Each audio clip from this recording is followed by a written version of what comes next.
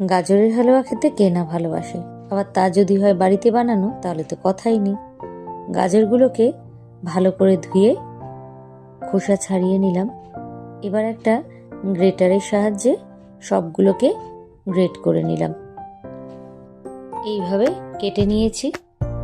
এবার বানাতে কি কি লাগছে সেগুলি তোমাদের সঙ্গে শেয়ার করলাম।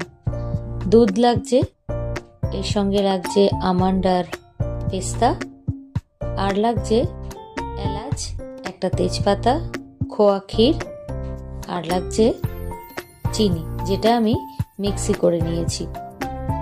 একটা প্যানে ঘি দিয়ে দিলাম, একটু নাড়িয়ে দিয়ে দিচ্ছি একটা তেজপাতা আর এলাচগুলোকে একটু থেতো করে নিয়েছি, নাড়িয়ে নিচ্ছি। এবার গাজরগুলোকে দিয়ে দিলাম, ঘিয়ে গাজরগুলোকে বেশ করে ভেজে নিচ্ছি। একটু নাড়াতে নাড়াতে এবার সেদ্ধ হওয়ার জন্য ঢেকে রাখবো। মিনিট 5 পর ঢাকাটা খুলে দেখে নেব কতটা সেদ্ধ হয়েছে।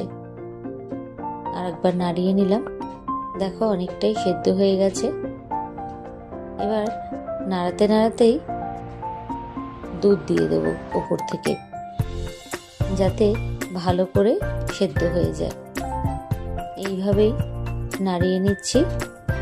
ওপর থেকে খোয়াগুলোকে দিয়ে দিচ্ছি।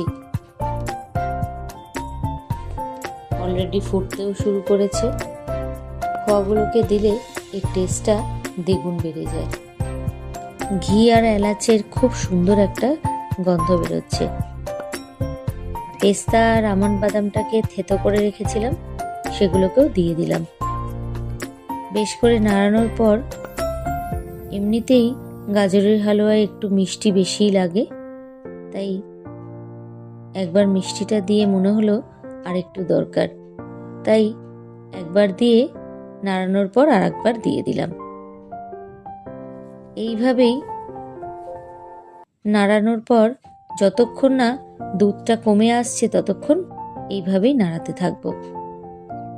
এই দেখো, আমি যেমন টেক্সচার চেয়েছিলাম ঠিক সেরকমই এসেছে। হয়ে গেছে আমার গাজরের হালুয়া।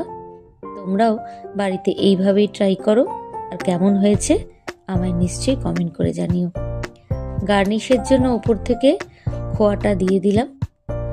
আরও ভালো ভালো ভিডিও পেতে আমাকে কমেন্ট করে জানিও পরবর্তী ভিডিওতে তোমরা কোন রেসিপি দেখতে চাও। ভিডিওটা এখানেই শেষ করলাম। সবাই খুব ভালো থেকো, সুস্থ থেকো, সাবধানে থেকো।